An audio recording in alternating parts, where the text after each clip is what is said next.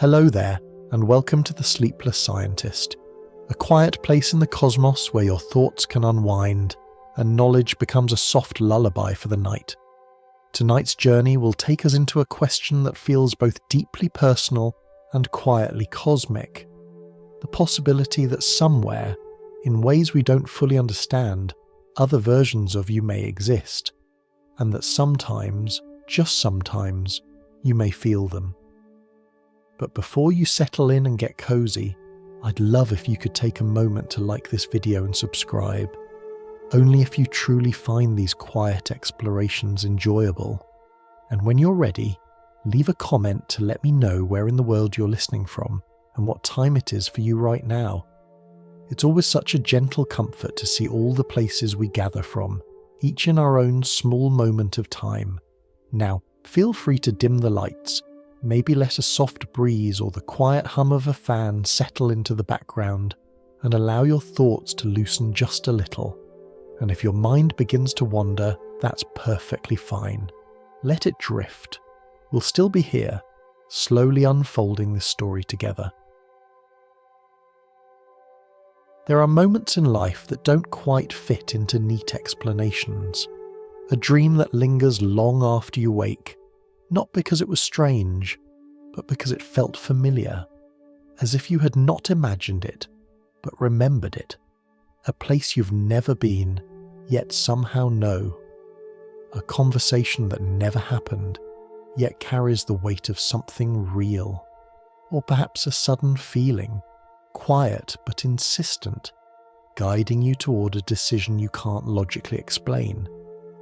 A sense that if you turn left instead of right, something important will change, even if you don't know why. And then there are those small coincidences, a phrase you hear repeated throughout the day, a song that seems to arrive at exactly the moment you needed it, a book that opens to a page that feels written just for you. On their own, each of these moments can be explained, dismissed even. The mind is very good at finding patterns. Memory is not as stable as it feels. Emotions have a way of colouring everything they touch. And yet, when these experiences gather together, when they repeat, when they begin to form a quiet pattern of their own, something deeper begins to stir. It is not a loud thought, not a clear conclusion, just a feeling, almost like a whisper at the edge of awareness. What if this isn't random? What if, in some quiet and indirect way, something is trying to reach you? Not with words, not with certainty, but with impressions, hints, echoes. And this is where the idea begins to open. In modern physics, there is a way of looking at reality that suggests something quietly astonishing. It is called the many worlds interpretation, a perspective first proposed by a physicist named Hugh Everett. Rather than imagining a single path through time, this idea suggests that every possible outcome of a moment continues to exist, each one unfolding in its own direction. But instead of thinking of it in technical terms, it can be easier to picture it like this. Imagine you are standing in a forest. In front of you, the path divides. One trail curves gently to the left, leading into a sunlit clearing. Another turns to the right, disappearing into deeper shade, and for a brief moment, before you choose, both paths feel equally real. Now imagine that, in some sense, both paths continue, not just as ideas, but as unfolding experiences. One version of you walks into the light, another continues into the shade. And from that point on, those two lives begin to grow apart. Different choices, different conversations, different regrets, different joys. If you follow that image further, something curious begins to appear. If there are many paths and many versions of you, then there are also many versions of every moment, many outcomes that were possible, even if you only experienced one of them. And while this idea belongs to physics and remains a matter of interpretation rather than direct proof, it opens a gentle question that lingers beyond equations and theories. If other versions of your life exist in some form, could anything about them ever be felt? Not in a dramatic way, not as a sudden message or a clear signal, but in the smallest, quietest shift of experience, a dream that feels too real, a feeling that arrives without a cause, a coincidence that seems too precise to ignore. Of course, there is another possibility, and it is just as fascinating. Perhaps these experiences do not come from somewhere else at all. Perhaps they come from within, from the way your mind gathers fragments of memory, emotion, and imagination, weaving them together into something that feels meaningful. From the way your brain, constantly observing and learning, forms patterns long before you are aware of them. Perhaps what feels like a message is actually a kind of internal conversation, a deeper layer of you, speaking in a language that is not made of words but of feelings, images, and sudden knowing. And yet, even if that is true, it does not make the experience any less profound, because whether the source is another version of you, or simply a deeper part of yourself, the effect is the same. You pause, you notice. You begin to wonder if your life is more open, more flexible, more filled with possibility than it once seemed. And somewhere in that quiet space of wondering, something shifts. You start to feel that your choices matter in a different way, not because they are right or wrong, but because they are paths, and once taken, they begin to shape everything that follows. Which brings us gently to the idea that will unfold throughout this journey. If there are signals, whether from parallel selves or from deeper layers of your own mind, they are not loud. They do not demand attention. They are easy to miss. And perhaps that is where the phrase, "before it's too late," begins to take on a softer meaning, not as a warning, not as urgency in the usual sense, but as a reminder that some possibilities fade quietly, not because they were impossible, but because they were never noticed. And so, tonight, we are not trying to prove anything. We're not trying to reach across universes. We're simply learning to listen to dreams, to patterns, to those small, almost invisible moments where something feels slightly different, as if another version of your life had brushed gently against this one and then moved on. And as that idea settles, as your thoughts begin to slow and soften, we can begin to explore one by one the subtle ways these experiences appear, not as answers, but as quiet invitations to notice more carefully, and perhaps to understand yourself in a way that feels just a little deeper than before. As that quiet feeling settles, the sense that life might be wider than it first appears, it can be helpful to step a little closer to what science actually says about these ideas. Not to remove the mystery, but to give it a shape that feels a little more grounded, like placing your hand against something you cannot fully see, but can gently begin to understand. There is a question that has followed physics for a very long time. It is a simple question, but one that becomes strangely difficult the more you look at it. What happens exactly when a possibility becomes a reality? In everyday life, the answer feels obvious. You make a choice and one outcome happens. The others simply do not. If you choose tea instead of coffee, then the tea exists and the coffee does not. If you take one road, the other road fades into something unreal, something that never quite became part of your life.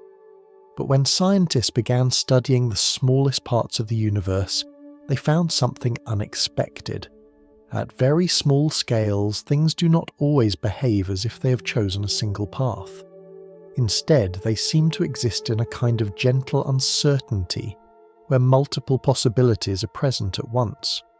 Rather than imagining a tiny object sitting firmly in one place, it can be more helpful to picture something softer, like a cloud of possibilities, a range of locations, a range of states, all quietly present together. Only when we look, or measure, or interact in a certain way does one of those possibilities become the experience we actually observe. For a long time, this raised a difficult puzzle. Does the act of observation somehow force the universe to choose one outcome, or is something else happening beneath the surface? In the 1950s, a physicist named Hugh Everett proposed a different way of thinking about this. Instead of imagining that all other possibilities disappear, he suggested something much more expansive. What if they don't disappear at all? What if every possible outcome continues, each in its own unfolding path? Rather than the universe narrowing down to a single result, it might quietly branch, like a river dividing into many smaller streams. Each stream carries its own version of events forward, never crossing back, but all part of the same larger flow. In this view, reality is not a single line. It is something more like a vast network of paths, spreading outward in ways that are almost impossible to fully picture. And within those paths, every choice, every chance event, every moment of uncertainty, gently opens into more than one continuation. It is important to pause here, just for a moment, and let something settle. This idea, often called the many worlds interpretation, is not a proven fact in the sense of something we can directly observe. It is a way of interpreting the mathematics of quantum physics, a way of making sense of equations that describe how possibilities behave at very small scales. Those equations, when written formally, describe how systems evolve smoothly over time, like a wave spreading outward. But instead of focusing on the symbols themselves, it can be easier to imagine what they are expressing. They are telling us that the universe, at its most fundamental level, does not always behave like a single solid story. It behaves more like a collection of overlapping possibilities gently unfolding. And Everett's idea was simply this: what if all of those possibilities are real, in their own way, not accessible to us, not interacting in obvious ways, but still present, still continuing? If you return to the image of the forest from before, this idea becomes easier to hold. You stand at a fork in the path. You choose to walk to the left. In your experience, the right-hand path fades away. It becomes something imagined, something that could have been but wasn't. But in this interpretation, it does not fade. It continues, just not with you. Or perhaps, more accurately, not with the version of you that you are aware of right now. Somewhere in the vast unfolding of possibilities, another version of you walks that other path, lives that other life, experiences the consequences of that choice. And from that moment on, the two lives drift further apart, like two branches growing in different directions. It is a quiet idea, not dramatic, not something that announces itself. And yet, when you sit with it for a while, it begins to feel expansive, because it suggests that the life you are living is not the only version that could exist. It is simply the one you are experiencing. Now, it is very important to say something clearly and gently. There is no scientific evidence that these different paths can communicate with each other. No confirmed way for one version of you to send a message to another. No signal travelling between these possibilities. From the perspective of physics, each path unfolds independently, and yet, the human mind does not live only in equations, it lives in experience, in dreams that blur the edges of memory, in intuition that arrives before explanation, in moments that feel meaningful, even when we cannot say exactly why. And this is where something subtle begins to happen. Even if the universe does not allow communication between these paths in a literal sense, the idea itself begins to influence how we interpret our own experiences. Because once you understand that many possibilities can exist, Even as a concept, it becomes easier to feel that your life is surrounded by paths you did not take.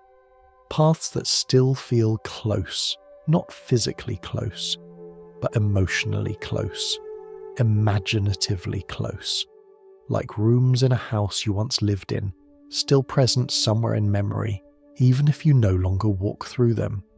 And when certain experiences arise, a dream that feels too vivid, a sudden sense of familiarity, a quiet pull towards something unknown, the mind begins to wonder, could this be connected? Or is it simply the natural way the mind explores possibility? That question does not need to be answered right away. In fact, it is more comfortable if it remains open. Because what matters most, at least for now, is not whether these parallel paths are truly real in a physical sense. What matters is that the idea of them reflects something true about how we experience life. We're always surrounded by possibilities. Some we choose, some we ignore, some we never even notice. And sometimes, in the quiet spaces between decisions, it can feel as though those other possibilities are not entirely gone, but lingering, just out of reach. Not as separate universes sending signals, but as gentle reminders that life could have unfolded differently, and perhaps still can. As that thought settles, slowly and softly, we can begin to move closer to the experiences themselves. Not the theory, but the feeling. Because if there were ever a way for something like this to be noticed, it would not arrive as a clear message or a sudden revelation. It would appear in the smallest, quietest forms. The kinds of moments we usually overlook. The kinds of moments we're about to explore. As the idea of many possible paths gently settles in your mind, it becomes tempting to imagine what contact between those paths might look like. It is easy at first to picture something dramatic, a clear message, a voice not your own, a sudden, undeniable sign that something beyond your current life has reached across and made itself known. But when we slow down, when we step away from those vivid images, a quieter possibility begins to emerge. If something like this were real, if there were ever a way for different versions of experience to brush against one another, it might not feel dramatic at all. It might feel almost ordinary, because the channels through which we experience the world are already soft, already uncertain, already open to interpretation. Think for a moment about dreams. When you are dreaming, the world feels complete, real in its own way. You move through places, meet people, experience emotions that can be just as intense as anything in waking life. And yet, when you wake, you understand that it was created within your own mind. There is no clear boundary inside the dream itself that tells you, this is only a dream. It simply unfolds. Now imagine that, instead of a clear signal arriving from somewhere else, anything unusual would have to pass through that same kind of space. A space where memory, imagination, and emotion are already blending together. It would not arrive as something separate. It would arrive as something that feels like it belongs. A dream that feels slightly more vivid than usual. A place that feels strangely familiar. A conversation that carries a quiet emotional weight. Not something that interrupts reality, but something that gently merges with it. The same can be said for intuition. There are moments when you feel something before you can explain it. A quiet sense that something is right, or not right. A feeling that you should reach out to someone, or change direction, or pause before taking a step. And when that feeling comes, it does not announce itself. It does not say, this is important. It simply appears already formed. You notice it only because it feels different from your usual thoughts. Calmer, perhaps, or clearer, or simply more persistent. From a scientific perspective, this kind of intuition can be understood as the mind working beneath the surface. Your brain is constantly observing patterns, storing experiences, noticing details you're not consciously aware of. When enough of those patterns come together, they can form a kind of quiet conclusion, not expressed in words, but in a feeling. And that feeling rises gently into awareness. But here is where things become more interesting. Even if this process is entirely internal, even if it is simply your own mind integrating information, the experience itself can feel as though it comes from somewhere else, because it does not pass through the usual pathway of step-by-step reasoning. It arrives complete, like a message you did not consciously compose, and this is what makes subtle experiences so powerful. They exist right at the boundary between what we can explain and what we can only feel. The same is true for moments of coincidence. Imagine hearing a phrase in the morning and then encountering it again later in the day, seeing the same number repeated in different places, meeting someone unexpectedly at a moment that feels almost perfectly timed. Each event on its own is simple, ordinary, easily explained. But when they begin to cluster, when they seem to align around a thought or a decision, they can take on a different quality. They begin to feel intentional, not in a clear or logical sense, but in a way that quietly draws your attention. From a psychological perspective, this can be understood as the mind's tendency to find patterns, to notice connections, to highlight what feels relevant. Your awareness acts like a gentle filter, bringing certain details forward while allowing others to fade into the background. But from an experiential perspective, it can feel like something is being pointed out to you, as if the world itself is leaning slightly in a particular direction. And this is where the idea of subtle contact becomes easier to imagine, not as a direct transmission of information, but as a slight shift in emphasis, a highlighting of certain moments, a gentle increase in the visibility of something that was already there. If you think about it carefully, this kind of influence would be almost impossible to distinguish from your own natural experience. It would not break the rules of reality. It would simply move quietly within them. A dream that feels a little more vivid, a feeling that lingers a little longer, a coincidence that arrives a little too perfectly. Nothing that proves anything, but enough to make you pause. And perhaps that is the most important idea in this part of the journey. If something like this exists, whether it is a deeper layer of your own mind or something more speculative, it would not need to be loud. In fact, being loud would make it easier to dismiss. It would stand out too sharply, feel too unnatural, and be quickly questioned. But something subtle, something that blends seamlessly into your normal experience, can stay with you. It can be noticed slowly, reflected on, felt again, long after the moment has passed. And so, instead of looking for something extraordinary, something unmistakable, it may be more meaningful to look for what is already there, the quiet edges of experience, the moments that feel slightly different, even if you cannot explain why. Because if there is anything to be noticed, anything at all, it would most likely appear in those places, not as a message written in clear language, but as a feeling, a pattern, a small shift in the texture of your awareness.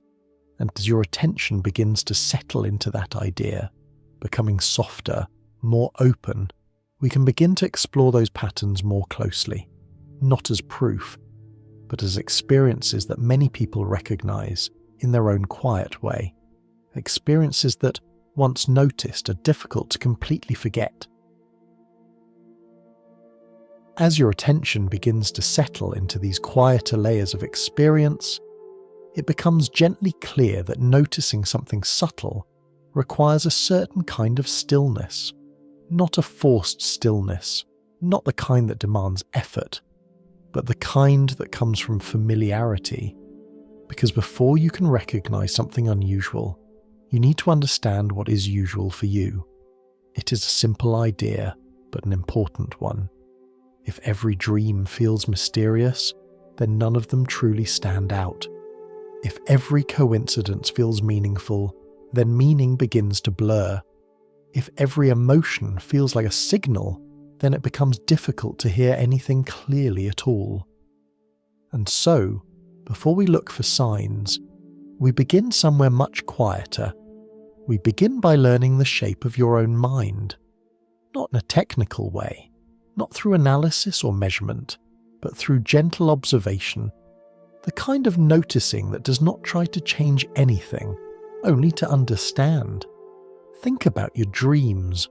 On most nights, they're fleeting, fragmented, a series of images that dissolve quickly as you wake. Sometimes strange, sometimes ordinary, often difficult to remember, and occasionally one will stand out, a dream that feels more complete, more vivid, more emotionally grounded. But to recognize that difference, you need to have a sense of what your usual dreams feel like. Without that baseline, everything begins to feel equally important. And when everything feels important, the mind can easily begin to create meaning where there may be none. The same is true for intuition. There is a difference between a quiet sense of knowing and a restless swirl of thoughts.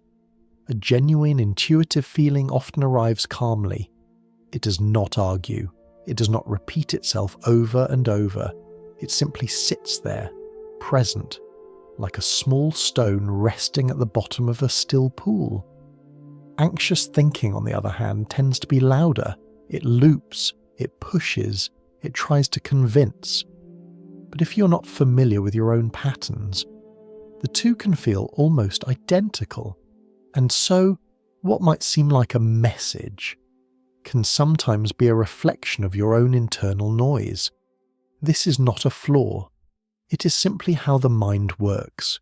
Your brain is constantly interpreting, predicting, and responding. It gathers fragments of experience and tries to weave them into something coherent. Most of the time, this happens quietly, beneath your awareness. But when you begin to look for meaning, when you begin to ask questions like, what does this mean? Or, is this a sign? That process becomes more visible, and sometimes more active, which is why it becomes important to move slowly, to observe rather than to conclude. There is a gentle idea that can be helpful here. Instead of thinking about finding signals, you can think about tuning awareness, like adjusting your hearing in a quiet room. At first, everything blends together. The faint hum of distant sounds, the subtle movement of air, the quiet rhythm of your own breathing. But as you sit with it, as you allow your attention to soften, certain sounds begin to separate. You begin to notice what was always there, but previously overlooked. In the same way, becoming aware of your inner experience is not about discovering something new. It is about recognizing what has been present all along.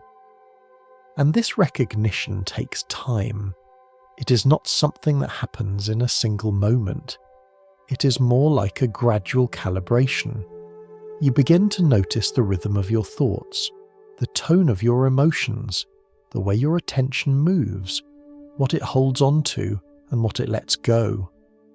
You begin to see patterns, not in the world outside but in your own responses to it. And slowly something becomes clearer. You begin to recognize the difference between what is familiar and what feels slightly different. That difference does not have to mean anything extraordinary, but it becomes noticeable, and once something is noticeable, it can be explored gently, without rushing to define it. This approach also creates a kind of stability, because it keeps you grounded in your own experience. It prevents the mind from reaching too quickly for explanations that may feel exciting, but lack clarity. And perhaps most importantly, It allows you to remain open without becoming overwhelmed. There is a balance here. On one side, there is skepticism, the tendency to dismiss everything as random, to reduce every experience to a simple explanation. On the other side, there is overinterpretation, the tendency to see meaning in every detail, to assume that everything is connected, everything is a message. Neither extreme is particularly helpful, but somewhere in the middle, there is a quieter space, a space where you can notice patterns without immediately assigning them a cause, where you can feel something unusual without needing to explain it right away, where curiosity replaces certainty, and in that space, something interesting begins to happen. Your awareness becomes more refined, not sharper in a tense way, but clearer, more relaxed. You begin to trust your observations, not because they are always correct, but because they are grounded. And from that grounded place, any experience, whether it is a dream, a coincidence, or a sudden feeling, can be held gently, without distortion. It becomes something to sit with, something to explore over time, rather than something to immediately label. And this is where the idea of before it's too late begins to soften even further. It is not about rushing to catch a signal. It is not about reacting quickly out of fear of missing something. It is about learning to notice more carefully, so that when something truly stands out, you can recognize it for what it is, or at least recognize that it is different, and perhaps that is enough. Because once you become familiar with the quiet landscape of your own mind, the patterns that belong to you, the rhythms that repeat, the feelings that come and go, then, and only then, can something unfamiliar gently reveal itself. Not as something loud or disruptive, but as something slightly out of place, something that does not quite fit your usual pattern. And those are the moments we're about to explore, not as proof of anything, but as experiences that many people recognize once they begin to look closely enough. As your awareness becomes a little more familiar with its own quiet patterns, something begins to stand out more clearly. Not every dream, not every night, but occasionally there is a dream that feels different. It does not fade as quickly. It does not dissolve into fragments the moment you wake. Instead, it lingers, almost like a place you have visited rather than imagined. You may find yourself returning to the same setting again and again, a street you've never seen before, yet somehow recognize, a house that feels lived in, with rooms that seem to have a history, a landscape that carries a sense of familiarity, even though you know, logically, that you have never been there. And when you wake, the feeling remains. Not just the images, but the sense that something about the experience was real. Not real in the physical sense, but real in the way memories feel. As if you were not inventing the dream, but remembering it. These kinds of dreams often carry a different emotional tone as well. They feel stable, continuous, almost like a story that has been unfolding beyond your awareness, continuing from one night to the next. You might meet the same people, walk through the same places, feel the same quiet emotions that do not belong to your waking life, yet somehow feel deeply personal. And this is where the question gently arises. Why do some dreams feel like this? From a scientific perspective, dreaming is a natural process of the mind. During sleep, especially in the phase where dreaming is most vivid, your brain becomes highly active in certain ways. It begins to reorganize experiences, memories from the day, fragments from the past, emotions that have not yet settled, all begin to blend together. Not in a chaotic way, but in a way that explores connections. It is as if the mind is quietly asking, "What could this mean?" and then answering in images instead of words. In this state, the brain does something very interesting.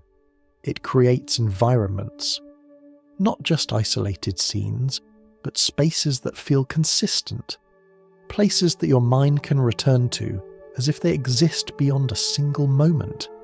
This is why recurring dream locations can appear so vivid. They're not created from nothing. They're built from pieces of memory, stitched together so smoothly that they feel whole. A street might borrow its shape from one place you've seen. A building might echo something familiar from years ago. A feeling might come from an experience you once had but no longer consciously recall. And when these elements come together, they form something that feels complete. So complete, in fact, that it can feel like a memory rather than an invention. But there is another layer to this.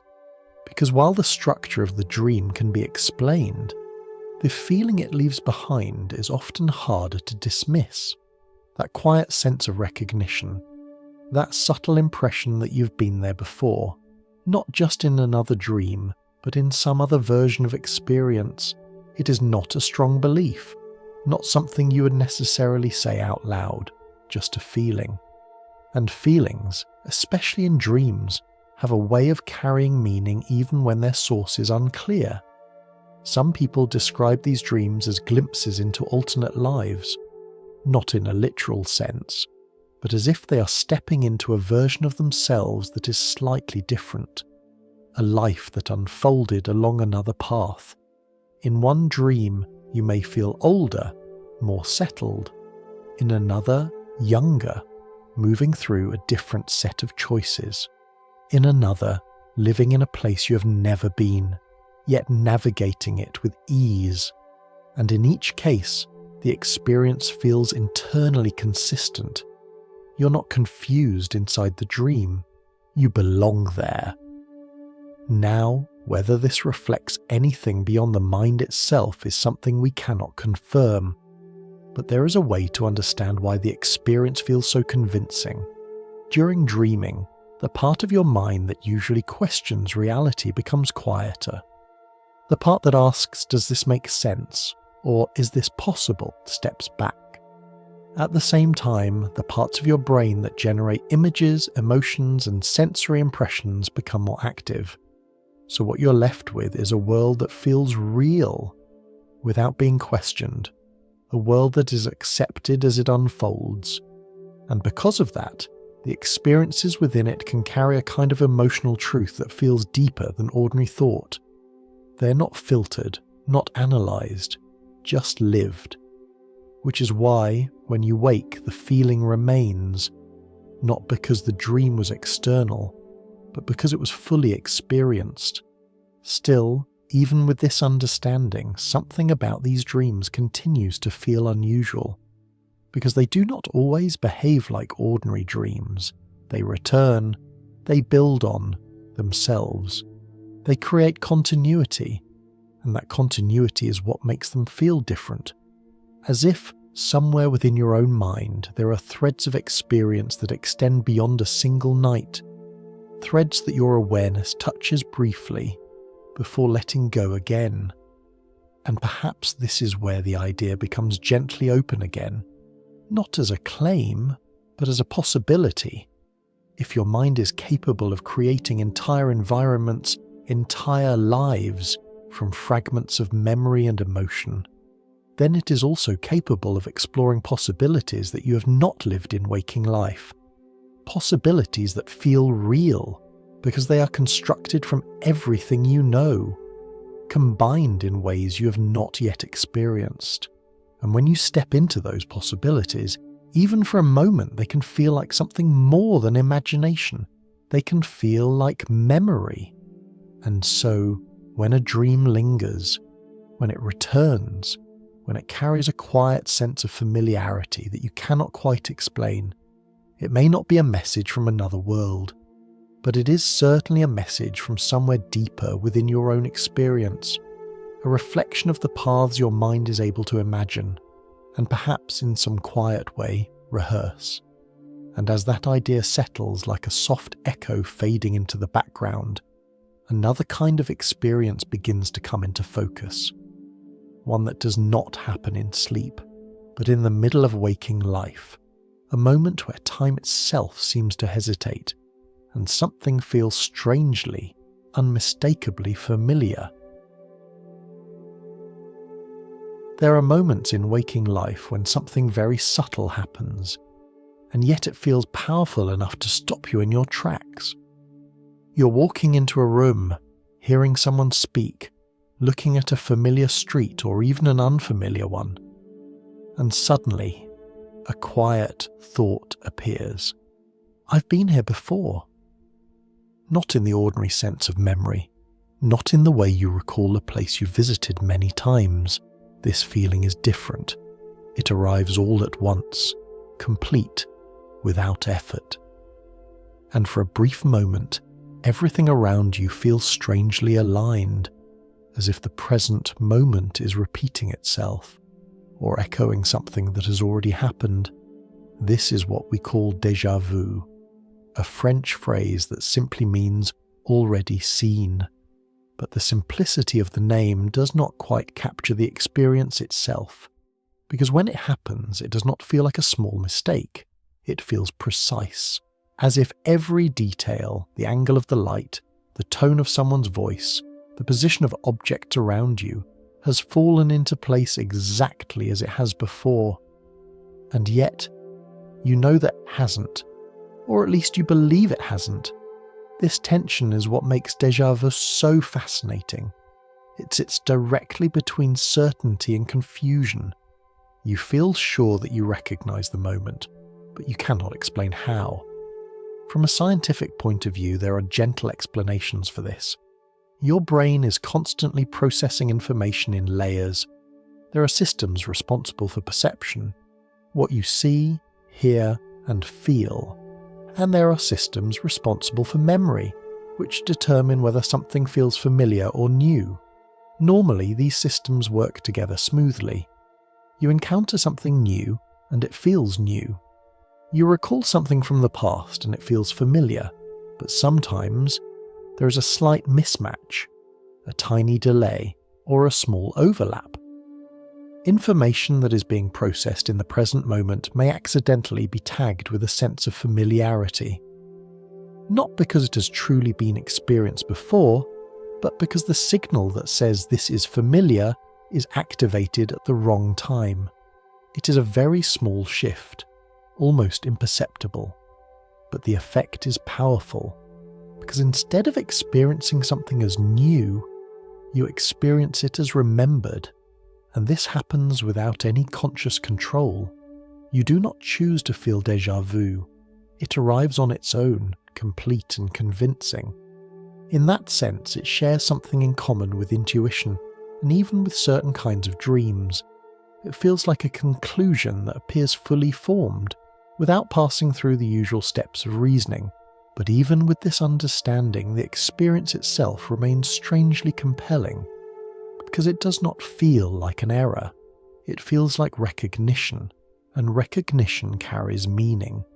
It suggests continuity, connection, a thread linking one moment to another, which is why, when déjà vu happens, the mind often reaches for a deeper explanation, not in a logical way, but in a quiet, almost instinctive way.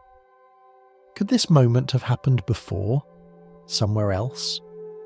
Could it be that what you're experiencing now is not entirely new, but a repetition of something that unfolded along another path? Again, this is not something science confirms, but it is something the experience itself seems to suggest, because of how complete it feels, how precise, how difficult it is to dismiss in the moment.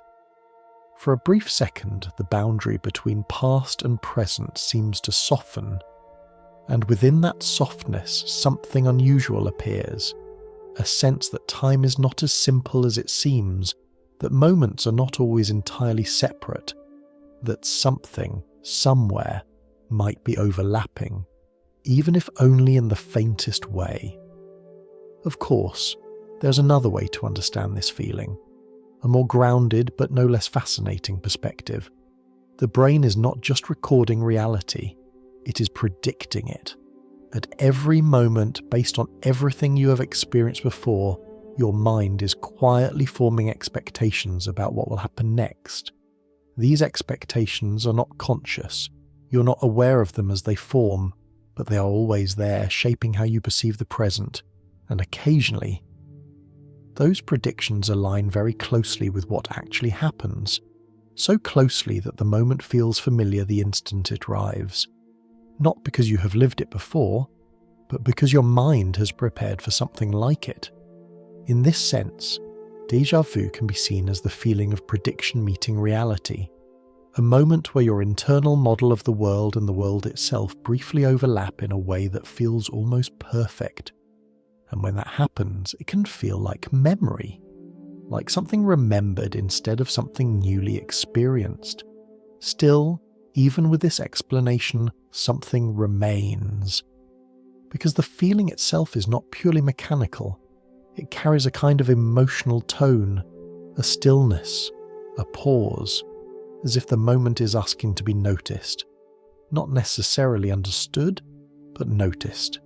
And perhaps that is where its value lies, not as proof of another reality, but as a reminder of how layered your experience already is, how your mind moves between past, present, and possibility without clearly separating them, how a single moment can feel both new and familiar at the same time, and how easily the boundary between those states can blur. So when déjà vu arises, when the world feels briefly familiar in a way you cannot explain, it may not be a message from another version of your life, but it is certainly a moment where your experience becomes richer, more complex, more open to interpretation, a moment where something feels connected, even if you do not know exactly what that connection is. And as that feeling gently fades, as the present moment returns to its usual flow, another kind of pattern begins to reveal itself. Not a single moment repeating, but a series of moments that seem to align in quiet, unexpected ways. There are moments in life that do not stand alone, but seem to echo each other. A word you hear in the morning appears again in the afternoon. A number catches your attention once, then again, and again, in places you did not expect. A song begins to play just as you were thinking of something it seems to describe perfectly. On their own, each of these moments is simple, unremarkable, easily explained, and yet, when they begin to gather, when they begin to form a pattern, something shifts. You start to feel as though there is a thread connecting them. Not a visible thread, not something you can point to or measure, but a quiet sense that these events are not entirely random. This feeling is often described as synchronicity, a word used to describe coincidences that feel meaningful, even if their cause is unclear. And what makes synchronicity so fascinating is not just the events themselves, but the timing. They arrive when your attention is already leaning in a certain direction. You think about someone, and then you hear from them.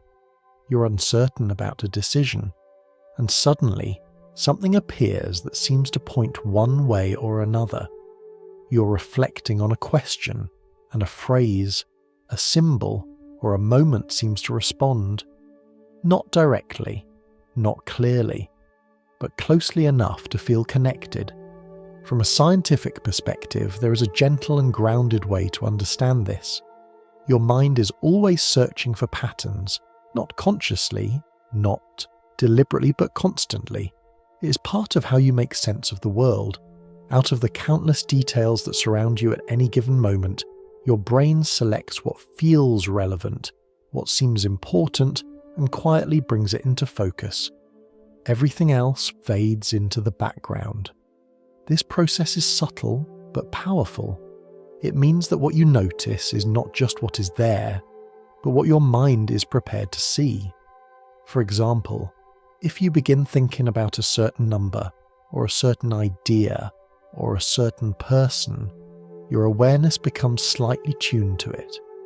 And once tuned, you begin to notice it more often, not because it has suddenly become more common, but because it has become more visible to you.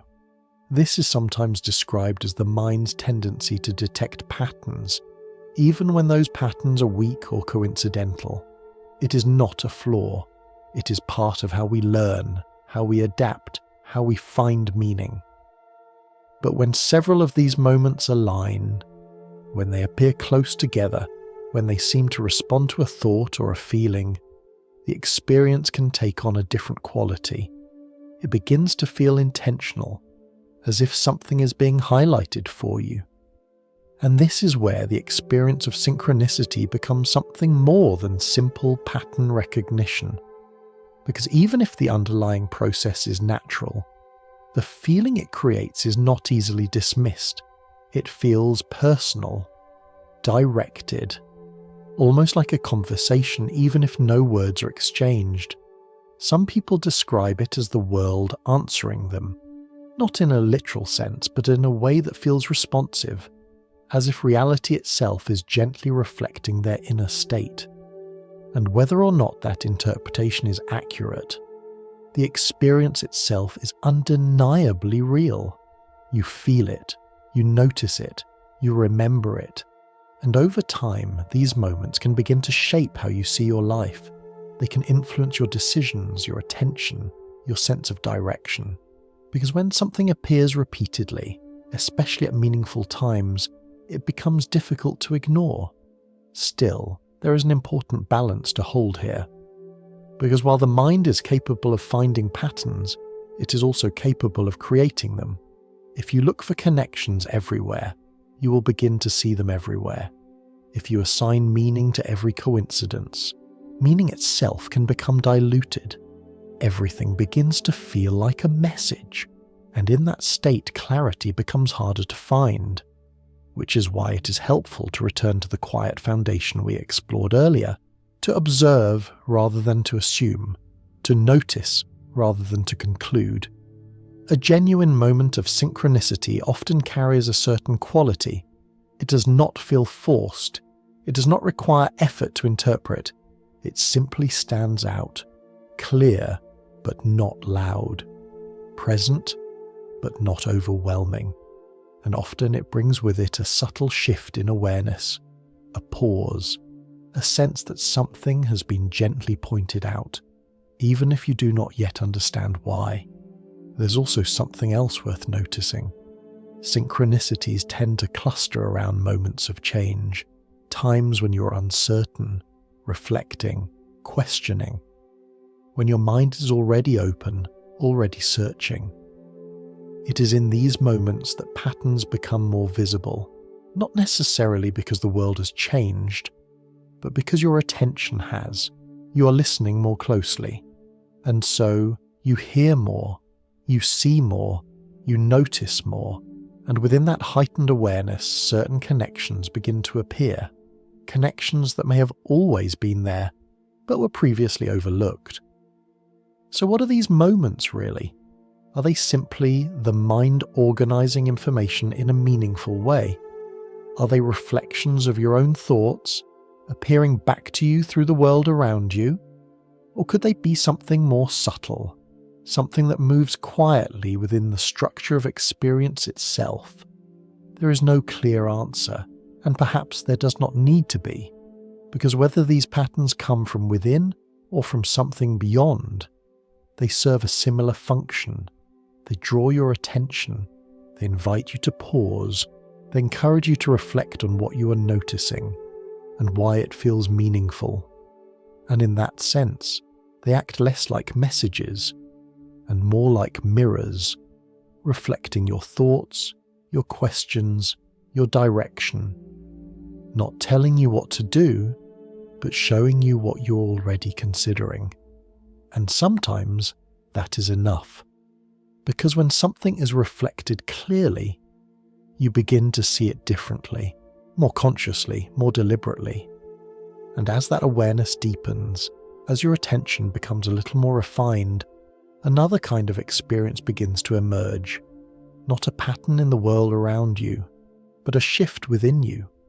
a moment where something appears fully formed, as if it had always been there, waiting quietly to be recognized. There are moments when understanding does not arrive step by step. It does not build slowly, like a careful explanation. Instead, it appears, fully formed. You may be thinking about a problem, something unclear, something unresolved, and then, without warning, the answer simply comes to you, not as a guess, not as a possibility, but as something that feels certain. And perhaps the most unusual part is not the answer itself, but the feeling that accompanies it. It does not feel like you've just learned something new.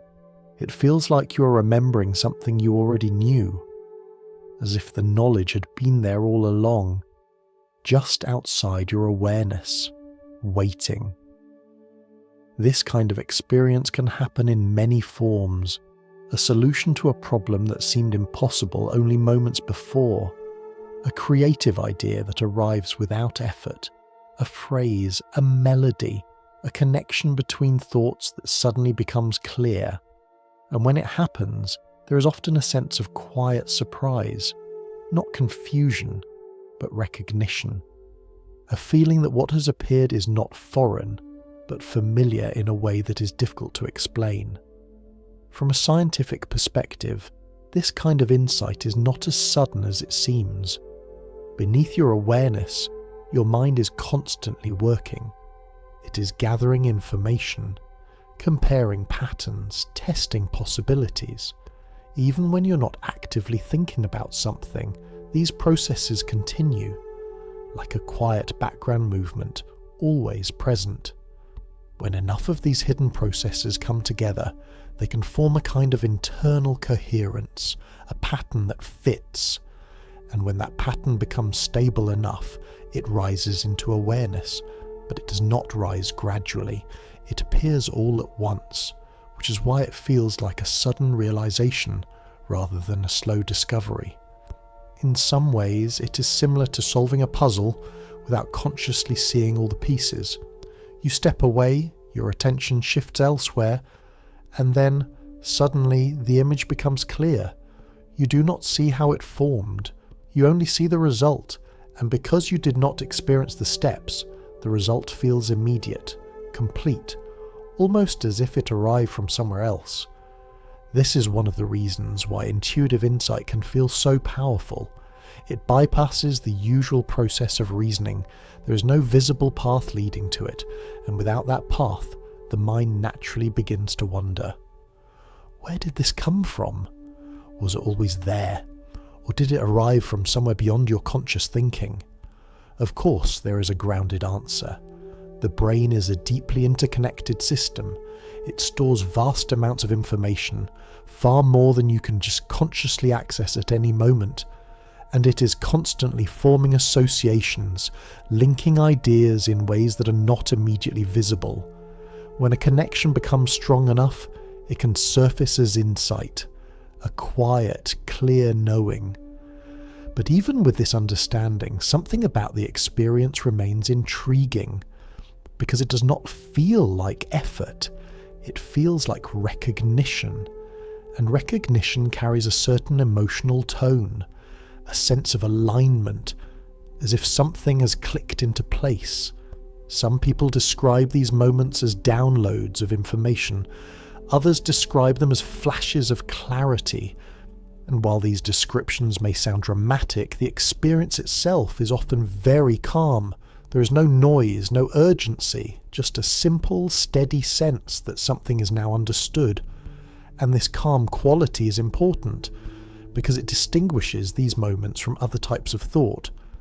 Anxious thinking tends to be repetitive. It circles, it questions itself, but intuitive insight, when it is clear, tends to be quiet. It does not need to repeat itself, it simply is, and once it appears, it often remains. You may question it later, analyze it, even doubt it, but the initial clarity leaves a trace, a memory of certainty, and this is where the experience begins to open into something more reflective. Because if knowledge can arise in this way, if understanding can appear without a visible process, then it begins to feel less like something you create and more like something you access, not from outside yourself, but from a deeper layer within, a layer where information is already connected, already organized, already present, just not always visible. And in that sense, these moments can feel like a kind of communication, not between separate versions of you, but between different levels of your own awareness. The surface level, where thoughts are deliberate and structured, and a deeper level, where patterns are formed quietly, without language. When those levels align, even briefly, the result is insight, a moment where something becomes clear, not because it was explained, but because it was revealed. And yet, even within this grounded understanding, the feeling remains, that sense that what you have realized was not entirely new, that it was somehow already known. And this is where the idea gently returns, not as a claim, but as a possibility. If your mind is capable of holding many patterns, many possibilities, many ways of understanding the world, then perhaps these moments of insight are not just about solving problems. Perhaps they are also about exploring paths of thought, paths of experience, paths of potential, some of which you follow consciously, others only briefly in moments like these, moments where something surfaces, clear, quiet, and complete. And as that clarity settles, as it becomes part of your awareness, another layer begins to reveal itself, not in thought, but in feeling. A sudden shift in emotion, one that seems to arrive without warning and yet feels deeply connected to something you cannot quite see. There are moments when emotion arrives before explanation, not gradually, not in response to something obvious, but suddenly. You walk into a place and feel a quiet sense of comfort, as if you belong there, even though you have never been before, or the opposite. A subtle unease, a feeling that something is not quite right, even when everything appears normal. You meet someone for the first time, and within seconds, something inside you responds. Not with clear thoughts, not with reasons, but with a feeling, warmth, familiarity, trust, or distance, hesitation, a quiet resistance that you cannot easily explain. And sometimes the emotion is stronger, a sudden wave of sadness that seems too deep for the moment, a feeling of longing for something you cannot name, a sense of relief that feels larger than the situation in front of you.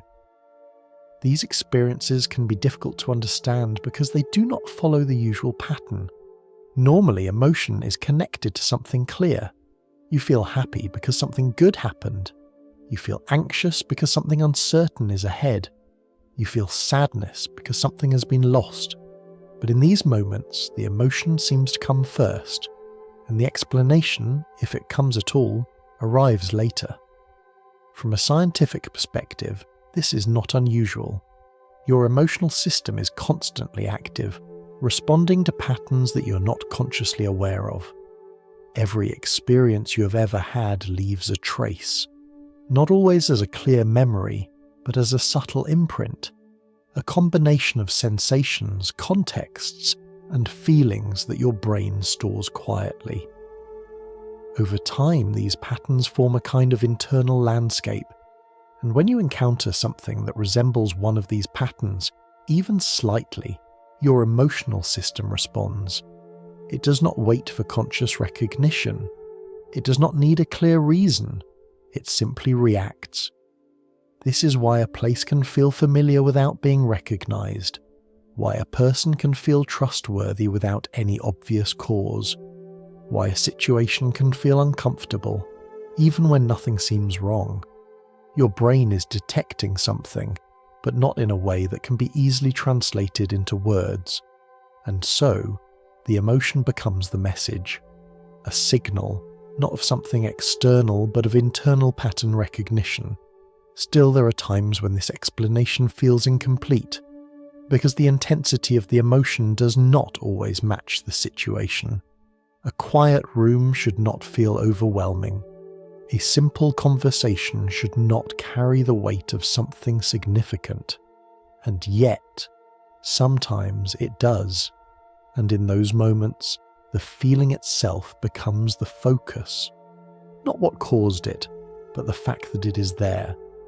Some people describe these experiences as emotional echoes, as if something has been carried over from another context, another possibility, another version of events, not in a literal sense, but in a way that feels continuous, a feeling that does not belong entirely to the present moment. Again, there is no clear evidence that emotions travel between different realities, but the experience itself can feel as though it has depth, as though it comes from somewhere beyond the immediate situation. And this is where it becomes important to move gently, because emotion is powerful. It can guide, but it can also overwhelm. It can reveal something meaningful, but it can also distort perception, which is why learning to distinguish between different kinds of emotional signals becomes essential. There is a difference between intuition and anxiety. They can feel similar at first, especially when they both arise without clear explanation. But their qualities are different. Intuition tends to be quiet. It does not rush. It does not repeat itself endlessly. It does not try to convince you. It simply appears and remains steady. Even if you question it, it does not become louder. It does not argue. It waits. Anxiety, on the other hand, often carries urgency. It repeats. It loops. It tries to pull your attention again and again. It asks questions that do not settle. It creates scenarios that expand rather than resolve. Where intuition feels like a calm presence, anxiety feels like movement without rest.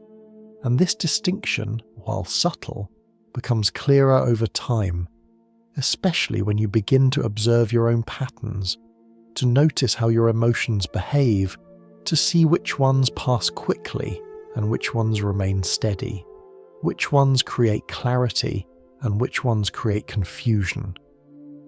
This is not about dismissing emotion.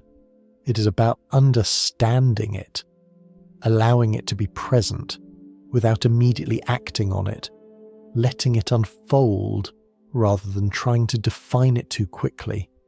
Because sometimes the most important thing an emotion can do is simply be felt, without explanation, without interpretation, just acknowledged. And in that acknowledgement, something shifts. The intensity softens. The feeling becomes clearer. And what remains is often more precise than what first appeared.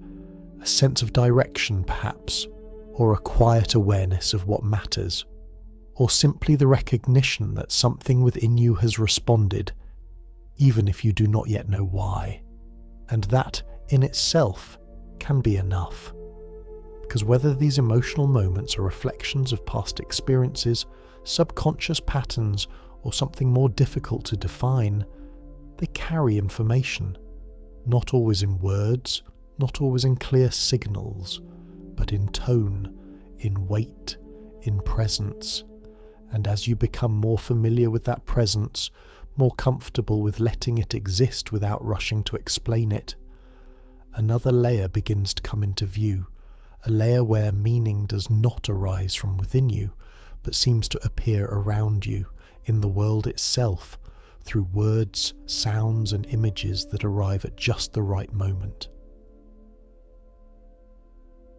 There are times when meaning does not seem to come from within you, but from the world around you, not in a loud or obvious way, but through something simple, a song that begins playing at just the right moment, a line in a book that feels as though it was written for you, a scene in a film that reflects something you have not yet put into words. At first it may feel like coincidence, a pleasant alignment of timing, but sometimes it feels like more than that. It feels precise. as if the message arrived not just near the moment you needed it, but exactly within it. You might be thinking about a question, something quiet and unresolved, and then, without searching, you hear a phrase that seems to respond, not directly, not clearly, but closely enough that it catches your attention, and in that moment something shifts. You pause, you listen more carefully, and the ordinary becomes something slightly more meaningful. This experience is often subtle. It does not interrupt your life, it blends into it, which is part of what makes it feel so natural and at the same time so difficult to explain. From a scientific perspective, there is a gentle way to understand this. Your mind is constantly filtering information. At any given moment, you're surrounded by more sounds, words, and images than you could possibly process. Conversations in the distance, music in the background, passing details that never fully reach your awareness, and so your brain selects what matters. Not randomly, but based on what you are already thinking about, what you are feeling, what is currently active in your mind. If you're reflecting on a certain idea, anything related to that idea becomes easier to notice. If you're thinking about a person, you may begin to see reminders of them in places you would normally overlook. This is not because the world has changed. It is because your attention has. Your awareness becomes gently tuned, like a radio adjusting its frequency. And once tuned, certain signals come into focus. So when a song lyric seems meaningful, or a line in a book feels deeply personal, it may be because your mind has recognized something relevant, something that connects to your current state. And that connection gives the moment its weight, its sense of significance. But even with this explanation, the experience itself often feels richer than simple attention. Because it is not just that you notice something, it is that what you notice feels right. Not necessarily correct, not necessarily complete, but aligned. As if something has clicked into place between your inner thoughts and the outer world. And this is where the experience becomes more than observation. It becomes resonance, a quiet matching between what you are feeling and what you are encountering, like two tones gently aligning, creating a sense of harmony. And when that harmony appears, even briefly, it can feel as though the world is responding to you, not in a literal sense, not as a deliberate message, but as a reflection, a mirror held up to your own thoughts. Some people describe this as guidance, others see it as coincidence, and both interpretations can exist at the same time, because the experience does not require a single explanation. It simply invites attention. Still, there is something important to hold on to here. Not every moment of resonance carries deep meaning. Sometimes a song is just a song, a sentence is just a sentence, and the mind, in its natural tendency to create connections, may assign significance where there is none. This is part of being human, to search for patterns, to find meaning, to connect separate pieces into something that feels whole.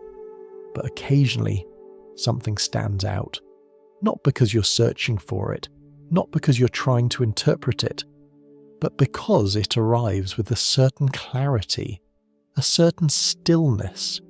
It does not demand attention, it receives it. And in those moments, the experience feels different, less like something you are creating, and more like something you are noticing. And that distinction, while subtle, is important, because it shifts the focus from trying to decode every detail to simply being present with what appears, listening rather than analysing, allowing meaning to emerge naturally rather than forcing it. This approach keeps the experience grounded. It allows you to appreciate moments of resonance without becoming overwhelmed by them, to notice patterns without becoming lost in them. And perhaps most importantly, it allows you to remain open without losing clarity. Because whether these moments come from your own attention or from something more difficult to define, they share a common quality. They bring something into focus, something that was already there but not yet fully seen. And in doing so, they create a small shift in awareness, a moment where something becomes clearer, even if only for a second. That clarity does not need to be explained. It does not need to be proven. It simply needs to be noticed. And when it is, it can gently influence the direction of your thoughts, your feelings, even your choices. Not by telling you what to do, but by highlighting what already matters. And as these moments of resonance come and go, as they quietly shape your awareness, another kind of experience begins to take form. One that is less about reflection and more about movement. A feeling that does not just appear, but gently pulls. A quiet sense that something is asking for your attention, or perhaps your action. There are moments when the feeling is no longer just a quiet presence, but something slightly more insistent, not loud, not overwhelming, but steady, a gentle pull in a particular direction. You may not know where it comes from, you may not have a clear reason for it, and yet it feels as though something within you is leaning, asking, suggesting. Reach out to that person, take that opportunity, pause before you continue, change direction, even slightly. These moments are different from ordinary thoughts. They do not arrive as a list of reasons. They do not argue or explain themselves. They appear already formed, carrying a sense of importance that is difficult to ignore. And often they carry something else, a quiet sense of timing. Not just what to do, but when. As if the moment itself has a certain weight, a feeling that if you wait too long, something may pass. Not dramatically, not in a way that would be immediately obvious, but gently, quietly, like a door that does not stay open forever. From a scientific perspective, this kind of experience can be understood through the way the mind anticipates outcomes. Your brain is constantly building models of the future, not in a precise or detailed way, but in a general sense, based on everything you have experienced, everything you have learned. Your mind forms expectations about what might happen next. These expectations are not always conscious. They exist as patterns, subtle predictions about how situations tend to unfold. And when something in your environment begins to align with one of those patterns, your brain responds. It generates a feeling, not a full explanation, but a signal, a sense that something is significant. This is often what we call intuition, a fast, quiet form of understanding that does not rely on step-by-step reasoning. It gathers information beneath awareness and presents the result as a feeling. And when that feeling is strong, when many patterns align at once, it can carry a sense of urgency, not because something dramatic is about to happen, but because the conditions are right. A certain path is open, a certain possibility is available, and your mind, recognizing this, gently brings it forward. But because you do not see the full process, because the patterns remain beneath the surface, the feeling can seem mysterious. It can feel as though it is coming from somewhere else, as though something beyond your immediate awareness is guiding your attention. And this is where the experience becomes particularly interesting, because even if the source is internal, the effect is directional. It points, it suggests movement, it encourages action, or sometimes restraint. And unlike anxiety, which tends to repeat and amplify, these intuitive nudges often remain simple. They do not grow louder with time.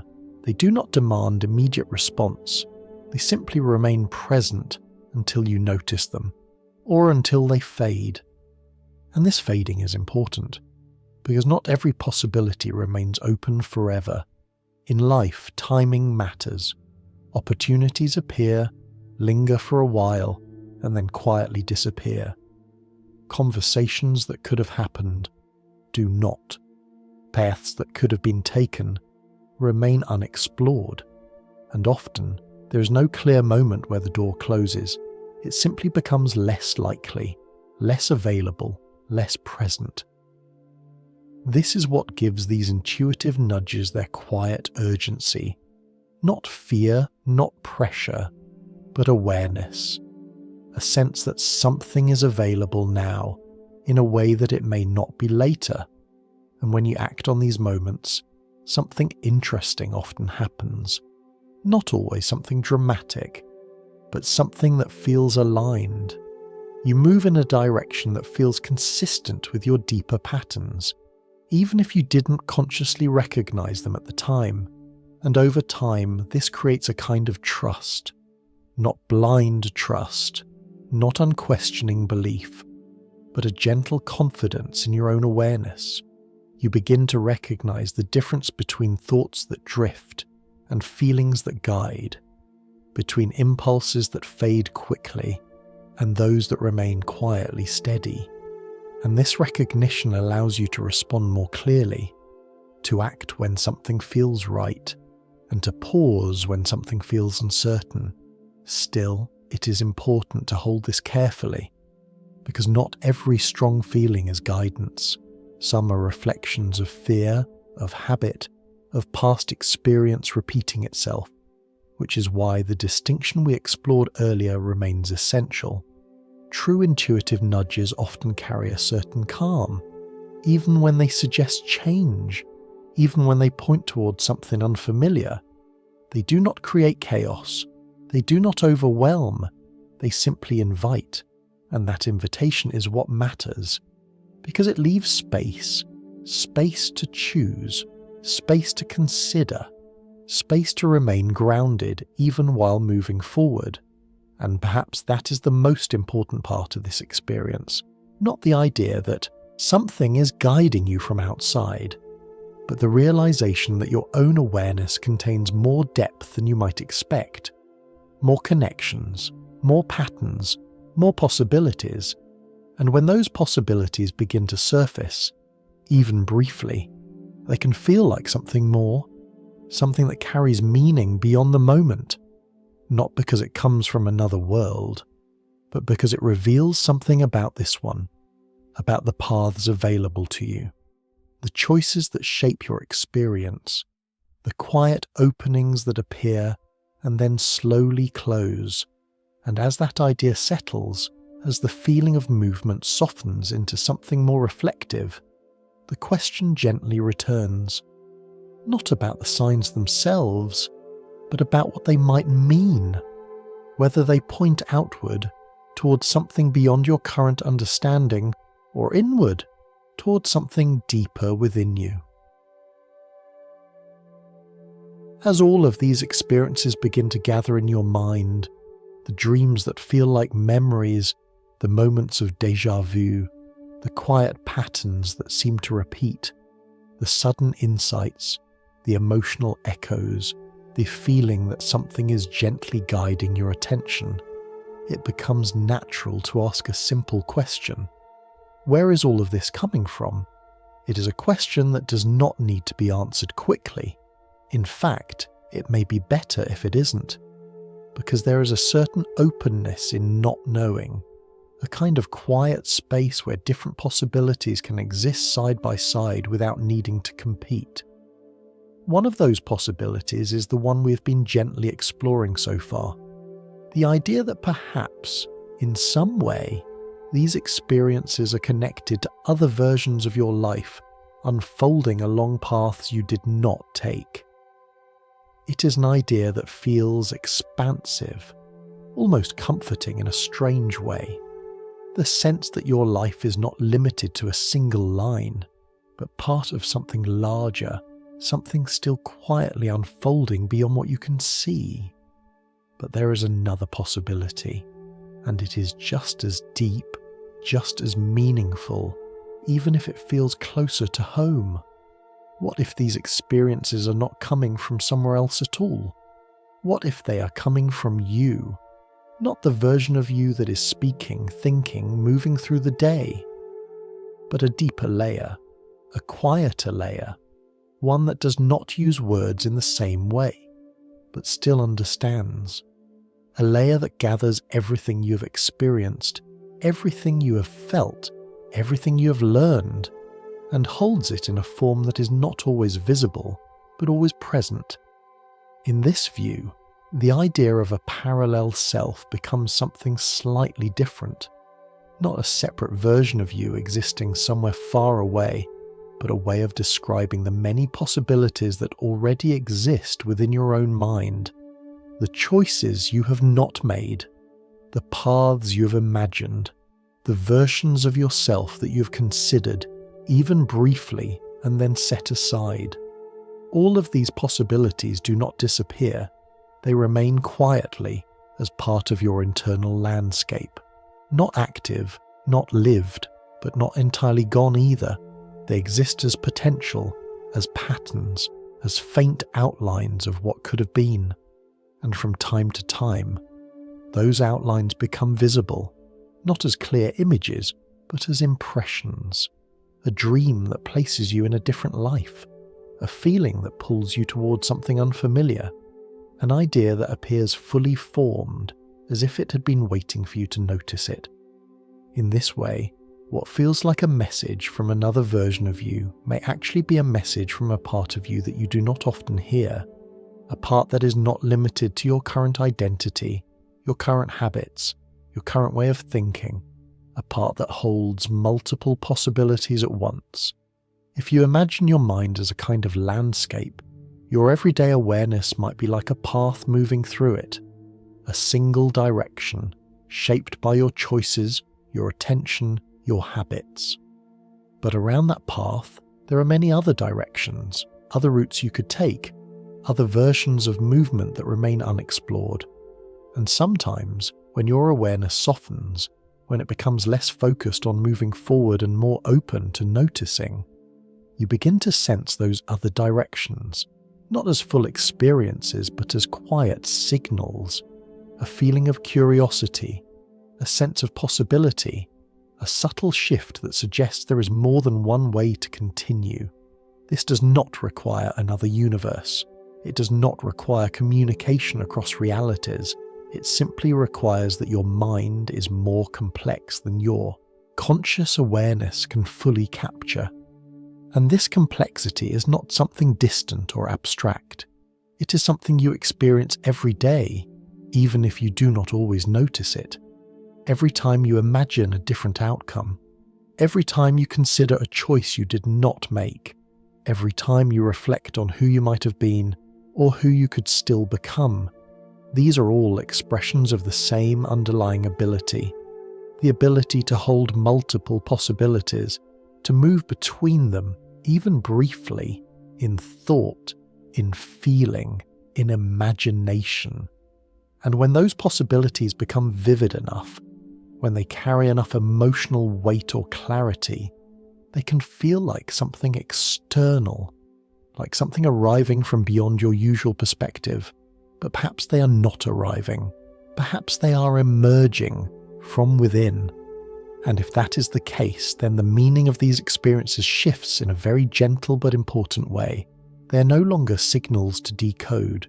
They are invitations to notice, not instructions from somewhere else, but reflections of what is already present within you. Possibilities asking for attention, paths asking to be considered. And this does not make them less meaningful. If anything, it makes them more personal, because it suggests that the guidance you feel, the moments that stand out, the patterns that seem to align, are not separate from you. They are expressions of your own depth, your own capacity to understand, to imagine, to sense connections that are not immediately visible. In this sense, the idea of parallel selves becomes less about distance and more about perspective. Not different versions of you living somewhere else, but different ways of being that already exist within your reach. And perhaps the most beautiful part of this interpretation is that it does not take anything away from the mystery. It simply brings it closer. It suggests that the unknown is not always far away. Sometimes it is just beneath the surface, waiting not to be proven but to be noticed. And as that idea settles, gently and without urgency, it opens the door to another question. Not where these experiences come from, but how they are even possible. How awareness itself can feel like anything at all. How a thought can arise. How a feeling can exist. How you, in this moment, can be aware of any of it. And that question leads us slowly and naturally into something even deeper. Not about parallel selves, but about consciousness itself. As that question begins to settle, not where these experiences come from, but how they are even possible, something deeper begins to open. Because before we can talk about dreams or intuition or patterns, or even the idea of multiple possibilities, there is something more fundamental quietly holding all of it together. Awareness itself. The simple fact that you are experiencing anything at all.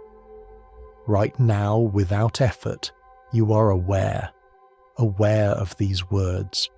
Aware of your own thoughts as they move gently in the background.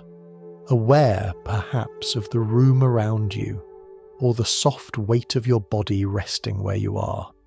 And this awareness feels natural, obvious even.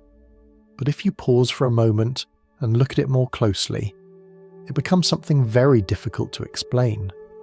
Because what is awareness exactly? Not what it does, not how it behaves, but what it is. Science can describe many aspects of the brain. It can measure activity, it can observe patterns, it can show how different regions respond when you see something, hear something, feel something. But there is still a quiet gap between those descriptions and the experience itself, between the physical processes and the feeling of being present. For example, we can say that certain signals move through the brain when you see a colour, but that does not fully explain why that colour feels the way it does, why red feels warm or blue feels calm, why a memory carries emotion, why a thought can feel like something at all. This is sometimes described, in a very simple way, as the mystery of subjective experience, the question of why anything is felt from the inside. And so far there is no complete answer. There are many ideas, many approaches, many ways of trying to understand it, but none that fully close the gap. And because of that, consciousness remains one of the most open questions in science. Not unknown in the sense of being empty, but unknown in the sense of being deeper than our current understanding can reach. Now, for our purposes here, we do not need to solve this mystery. In fact, it may be more comfortable not to. Instead, we can simply sit with the idea that awareness itself is something we do not fully understand. And within that space of not knowing, certain possibilities begin to feel a little more natural. For instance, some people have wondered whether awareness is entirely confined to the brain, or whether it might be more like a field. Not a field in a strict scientific sense with equations and measurements, but in a softer, more intuitive way. Like a presence that is not limited to a single point, a bit like how light fills a room, rather than staying in one place. Or how sound spreads gently through the air, reaching different corners without being tied to a single location. In this view, the brain would not create awareness from nothing. It would shape it, focus it, like a lens bringing something into clearer form. This is not an established fact. It is one of many ways people have tried to think about something that is still deeply mysterious, but it offers an image that can be helpful, because it suggests that awareness may not be as narrow as it sometimes feels, that it may have depth, that it may hold more than just the surface layer of thoughts we usually notice. Another idea, related but equally uncertain, is that awareness might not always be entirely local. That is, it might not always be confined to a single moment, a single place, in the way we normally imagine. Again, this is not something that has been proven, but it reflects a feeling that many people have experienced, that awareness can sometimes feel wider than the immediate present. In dreams, for example, time can stretch and fold, moments can expand, events can connect in ways that do not follow the usual sequence. And yet, within the dream, everything feels continuous, as if awareness itself is moving freely, not bound to the same structure as waking life. Even in waking experience, there are moments when awareness feels less fixed, when your sense of self becomes quieter, when thoughts slow down, and what remains is simply the experience of being present, not focused on a specific identity, but open. These moments are often brief, subtle, easy to overlook, but they hint at something important. That awareness may not be as rigid as it appears, that it may be capable of shifting, expanding, and connecting in ways we do not fully understand.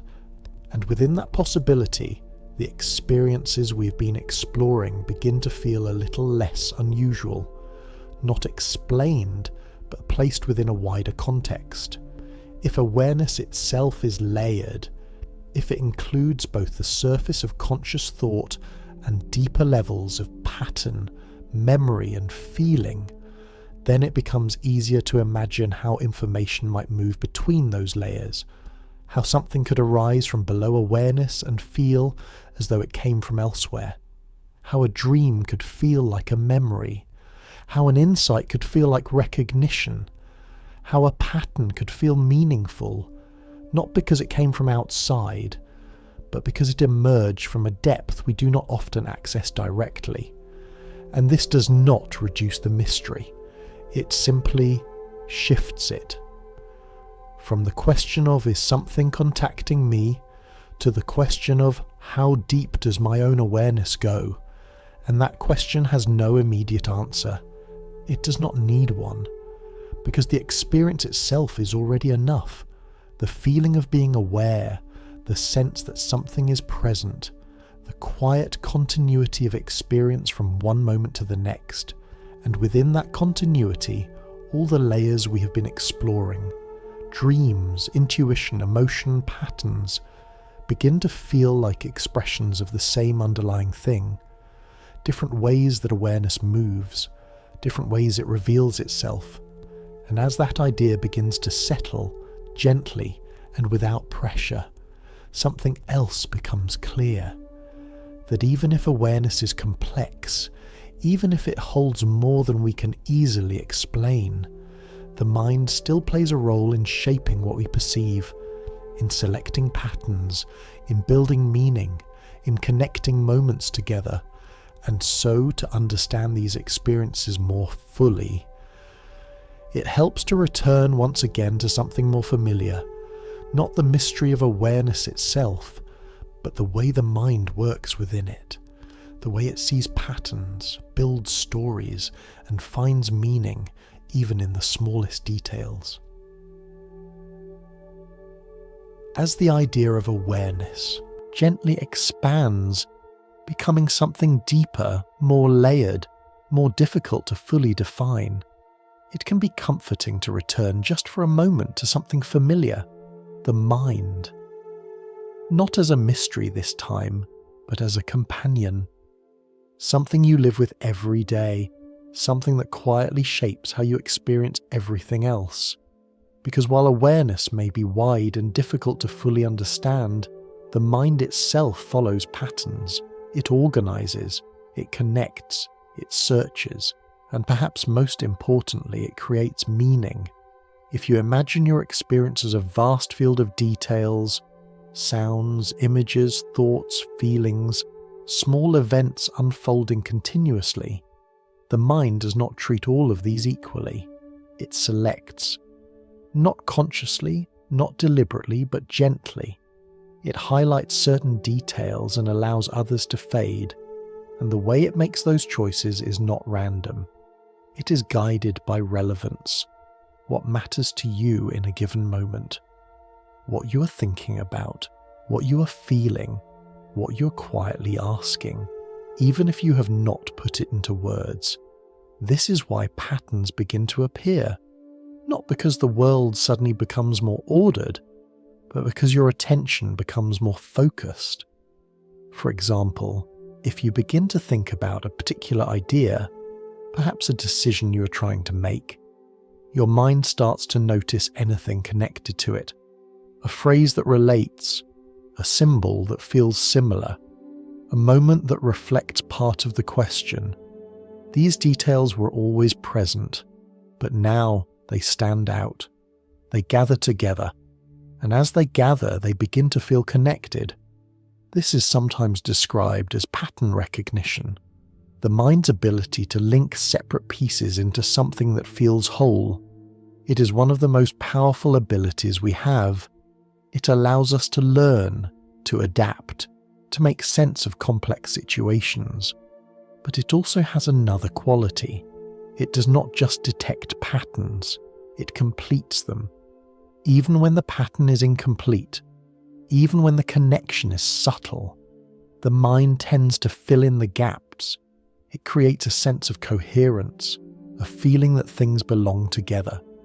And this is where meaning begins to form, not as something objective, not as something fixed, but as something experienced, something felt. A coincidence becomes more than a coincidence. A moment becomes more than a moment, because the mind has connected it to something else, something already present within you. There is a quiet term for this tendency, not something you need to remember, just something to gently describe the experience. It is the tendency to see meaning in patterns, even when the connection is not clearly defined, not because the mind is mistaken, but because it is doing what it naturally does. It is trying to understand, trying to create a story that makes sense of what it observes. And stories are powerful. They give shape to experience. They allow separate moments to feel connected, to feel as though they are part of something larger. When you hear the same phrase more than once, the mind begins to build a link. When events happen in a certain order, the mind begins to see a direction. And when something aligns with your thoughts or emotions, the mind begins to assign meaning. This does not make the experience false. It simply means that the meaning is being created as much as it is being discovered. And this distinction, while subtle, is important because it allows you to hold both perspectives at once.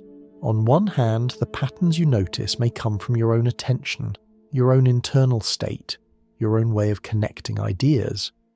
On the other hand, the experience of noticing them, the feeling that they are meaningful, is real. It affects you. It shapes your awareness. It may even influence your choices. So rather than dismissing these experiences or accepting them without question, there is a middle space, a space where you can observe them gently, where you can notice the patterns, and also notice how your mind responds to them. This creates a kind of clarity, a calm understanding that meaning is something you participate in, not something that simply arrives. And within that understanding, something else becomes possible. You can begin to see how the same event might carry different meanings at different times, how a coincidence might feel important one day and ordinary the next, how your internal state shapes what you notice and how you interpret it.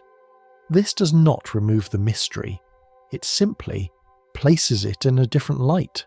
Instead of asking, "Is this a message from somewhere else?" you begin to ask, "What does this reflect about my current state?" Not as a way of reducing the experience, but as a way of deepening it.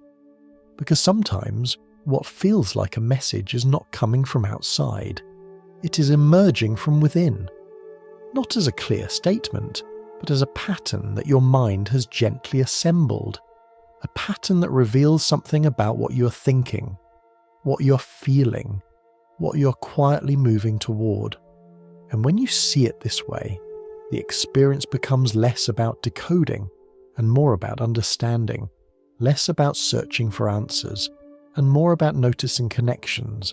And this can be reassuring because it brings the experience back into your control, not in a forceful way, but in a grounded way.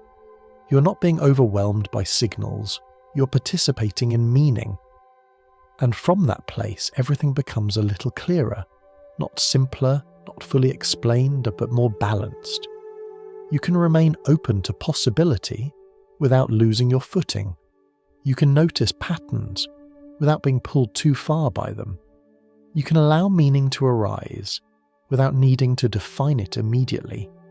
And in that balance, something important emerges, a kind of quiet stability, a sense that even within mystery, there is clarity. Even within uncertainty, there is understanding. And from that grounded place, the question shifts once again. Not what these experiences are, but how you can relate to them, how you can work with them, gently, carefully, without losing that sense of balance. As the mind becomes a little clearer, not in the sense of having all the answers, but in the sense of feeling more steady, a new question begins to form, not what these experiences are, but how to relate to them. Because once you begin to notice dreams that linger, patterns that repeat, feelings that arrive without explanation, it is natural to wonder what to do with them, whether to follow them, ignore them, or simply let them pass. And the answer, as it often is with quiet things, is not extreme. It is not about chasing every signal or trying to force meaning where none appears. But it is also not about closing yourself off completely. Instead, it is about creating a small space, a quiet place within your awareness where these experiences can be observed without pressure. And there are simple ways to do this, not as techniques to control anything, but as gentle practices that make it easier to notice what is already there. One of the most natural places to begin is with dreams, not by trying to change them or direct them, but simply by remembering them. When you wake, there is often a brief moment where the dream is still present, not fully clear, not completely stable, but close enough to be felt. If you pause there, just for a moment, and allow yourself to recall even a small detail, a place, a feeling, a fragment of a scene, something begins to settle. You're not analysing the dream, you're simply acknowledging it. And over time, this small act of attention can make dreams feel more continuous. Not because they've become more important, but because they are no longer forgotten immediately. Some people find it helpful to write these fragments down, not in a structured way, not as a task, but as a gentle record. A few words, a sentence, a feeling. And when you return to these notes later, you may begin to notice patterns. Not because you are searching for them, but because they quietly reveal themselves. Another practice is even simpler. Before sleep, you can hold a question lightly in your mind, not as something to solve, but as something to notice. It could be something small, a feeling you want to understand, a direction you are considering, or simply the intention to observe what arises. Then you let it go. You do not force anything. You allow sleep to come as it normally would, and sometimes, not always, but sometimes, the mind continues to explore that question in its own way, through images, through feelings, through subtle connections that do not appear during the day. Again, this is not a method of control. It is a way of creating openness, a way of allowing deeper processes to move without interference. There are also practices that take place while you are awake, moments of stillness, not long, not formal, just brief pauses where you allow your attention to rest. You might sit quietly, without focusing on anything in particular, not trying to clear your mind, not trying to reach a certain state, simply allowing thoughts to come and go without following them too closely. In these moments, something interesting often happens. The surface layer of thought begins to soften, and beneath it, other things become more noticeable. Subtle feelings, quiet impressions, connections that might have been overlooked in the flow of daily activity. This is sometimes described as meditation. But it does not need to be structured or complex. It can be as simple as sitting for a few minutes and noticing your breathing, feeling the rhythm of it, allowing your attention to settle into something steady. And from that steadiness, awareness becomes a little more open, a little more receptive. There is also a practice that involves writing, not carefully, not with intention to produce something meaningful, but simply allowing words to appear. You might sit with a pen and paper or a blank page and begin writing whatever comes to mind, without editing, without correcting, without deciding in advance what you want to say. This is sometimes called automatic writing, and while it can sound unusual, it is best understood not as a way of receiving messages from outside, but as a way of listening more closely to your own thoughts. The thoughts that do not usually reach the surface, the ones that are interrupted or filtered out during normal thinking. By allowing them to flow freely, you may begin to notice patterns, ideas that repeat, feelings that return, connections that were not obvious before. Again, the goal is not to interpret everything, it is to observe, to create space for awareness to expand slightly beyond its usual boundaries. And in all of these practices, there is a common thread: gentleness, no forcing, no urgency. Because the moment you begin to push too hard, to demand meaning, to expect results, to chase clarity, something important is lost. The quiet quality that allows these experiences to appear. Instead of opening, the mind becomes tense. Instead of observing, it begins to search. And searching, while useful in many areas, can sometimes make subtle things harder to notice. So the balance is simple. You remain open, but not attached, curious, but not insistent. You allow experiences to arise, but you do not build your understanding on any single one. Over time, this creates a kind of quiet familiarity.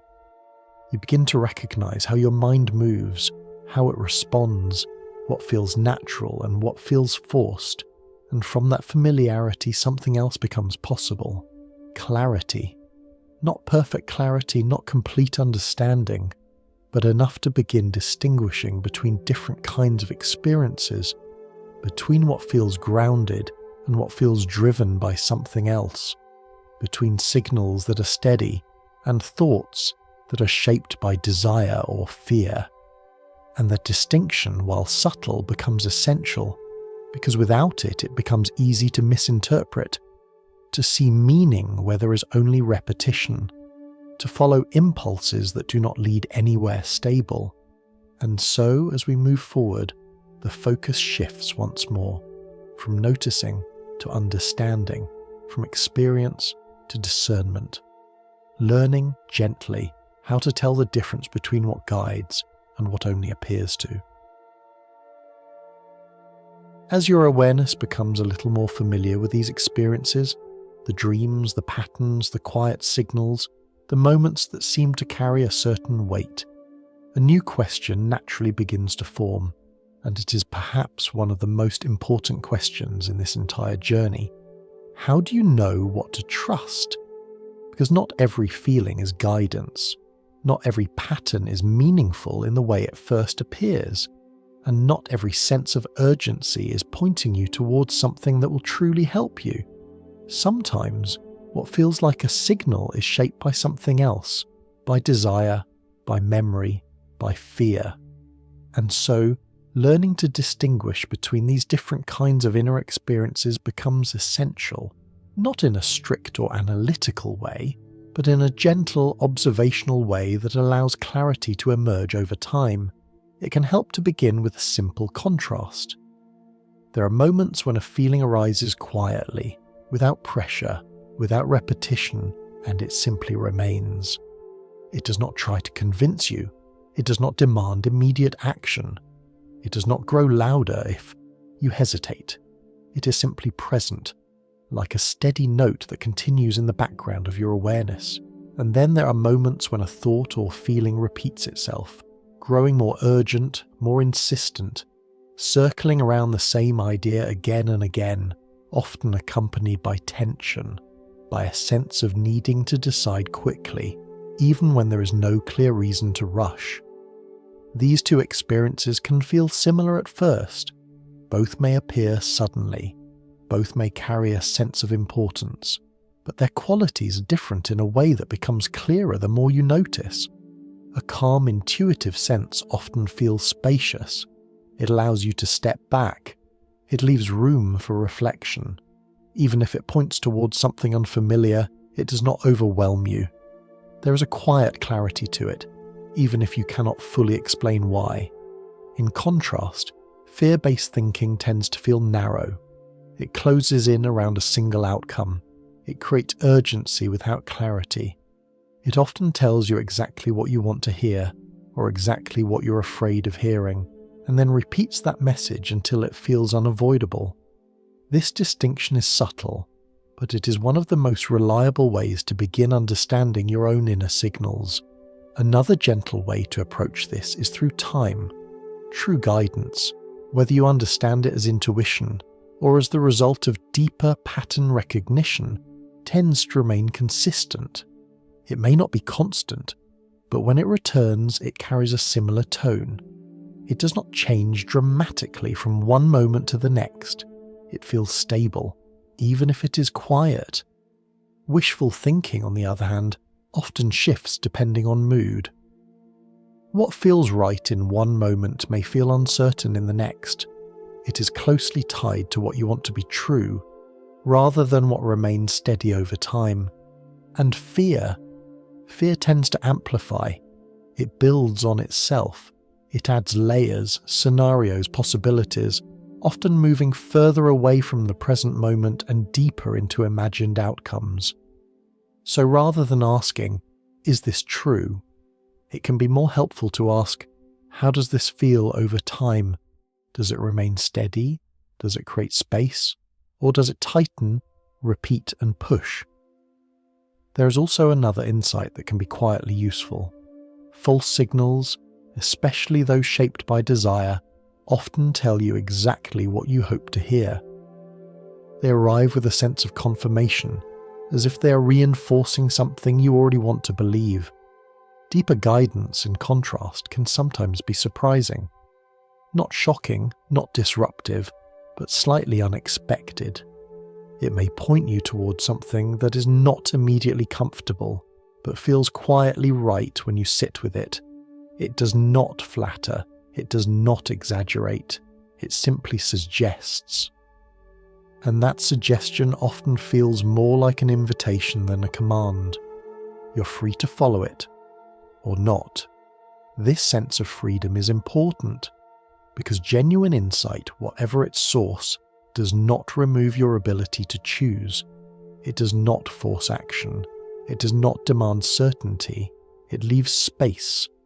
And within that space, you can observe. You can notice how the feeling interacts with your thoughts, your emotions, your sense of direction. You can see whether it leads toward clarity or toward confusion. One of the most helpful practices here is simply to observe patterns over time, not in a strict or analytical way, but gently, almost like watching the movement of clouds. You begin to notice which kinds of thoughts tend to repeat, which feelings tend to pass, and which ones return with a quiet consistency. You may begin to see that certain impulses lead to outcomes that feel aligned, while others create tension or uncertainty. And over time, this observation builds a kind of internal trust. Not blind trust, but familiarity. You begin to recognize your own patterns, your own tendencies, your own signals.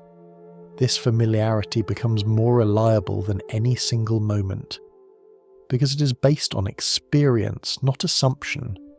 There's also value in allowing time to test what you feel. Not every decision needs to be made immediately. Not every signal needs to be acted on right away. Sometimes, simply waiting, allowing the feeling to settle, to return or to fade, can reveal more than immediate action ever could. If something is meaningful, it often finds a way to remain present, even as time passes. If it fades quickly or changes direction, that too is information. And none of this requires certainty. You do not need to label each experience as true or false, real or imagined. You simply need to remain attentive, balanced, and willing to observe without rushing to conclusions. Because in the end, the goal is not to decode every signal perfectly.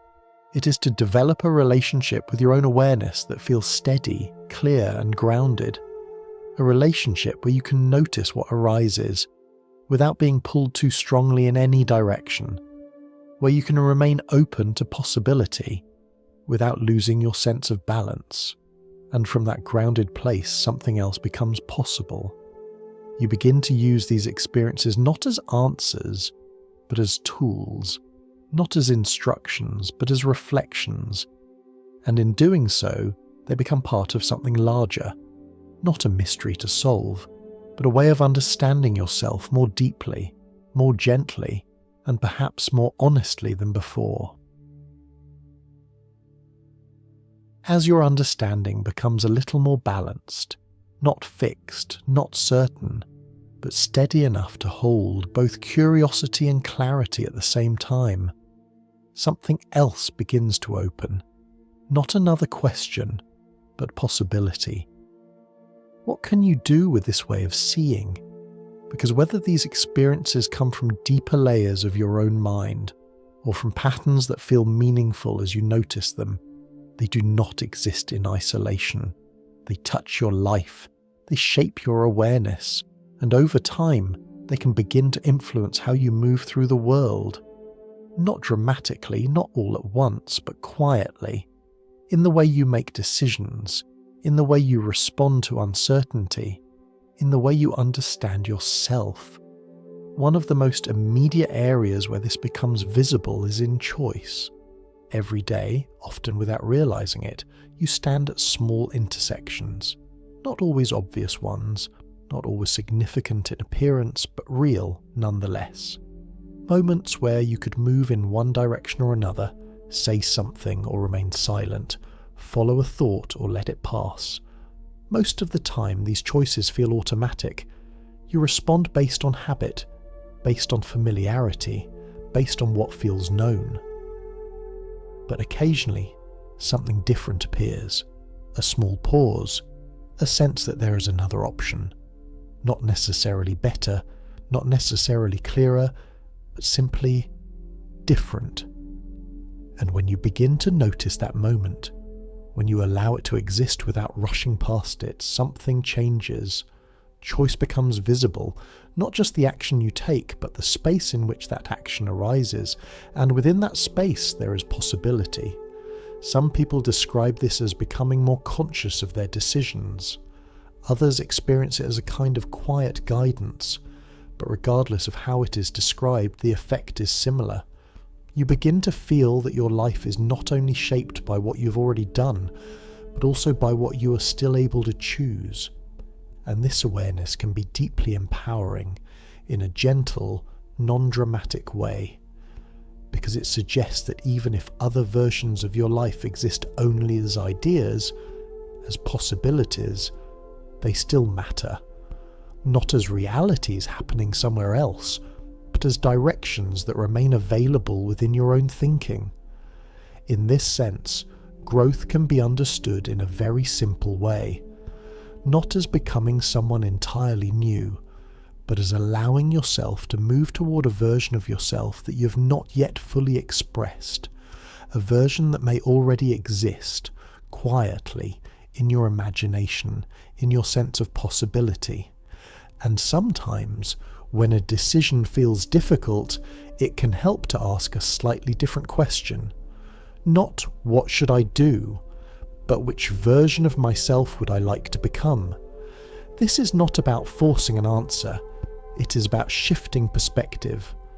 Seeing your life not as a fixed path, but as something that continues to unfold through small, consistent choices, the same way a story develops, not through a single moment, but through a series of scenes that slowly shape its direction. This perspective can also bring something softer, compassion.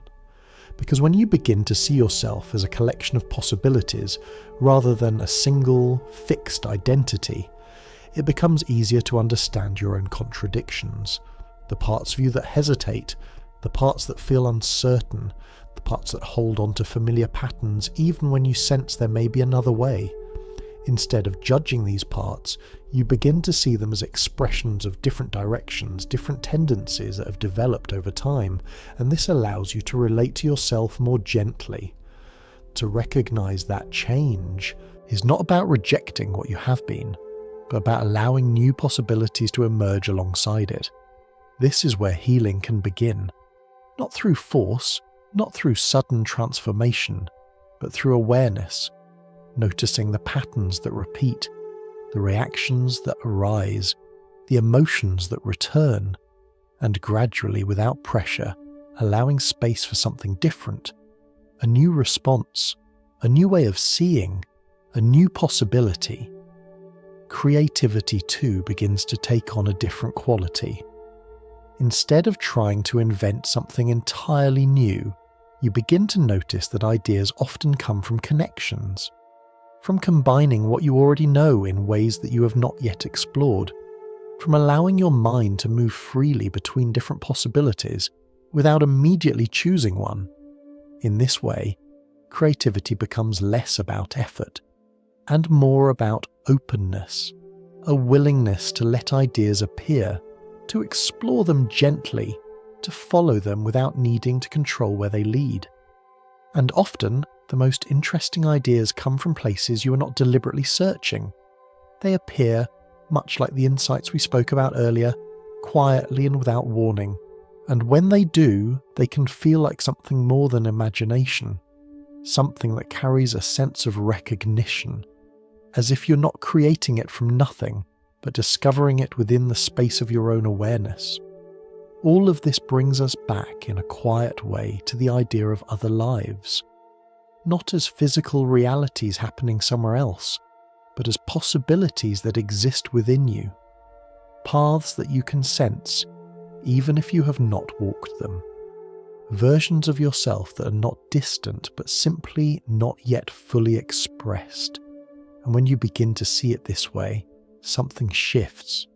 The idea of missing out becomes softer, because what matters is not that every possibility is explored, but that you remain open to the ones that feel meaningful to you, that you notice when something calls your attention, that you allow yourself to respond even in small ways. And in doing so, you begin to shape your life with a little more awareness, a little more intention, not in a rigid way, not in a controlled way, but in a way that feels aligned with what you are gradually coming to understand about yourself. And as that understanding deepens, as your sense of direction becomes a little clearer, even without certainty, something else begins to settle, a quieter feeling, not about what you could be, but about what already is, the life you're living now, the moment you are in, and the simple, steady fact that out of all the possibilities that could exist, this is the one you are experiencing. And so, as everything we have explored begins to settle, not as a final answer, but as a quiet landscape of ideas, the question returns one last time. Are these experiences messages from another version of you? Or are they something closer, something woven into the deeper structure of your own awareness?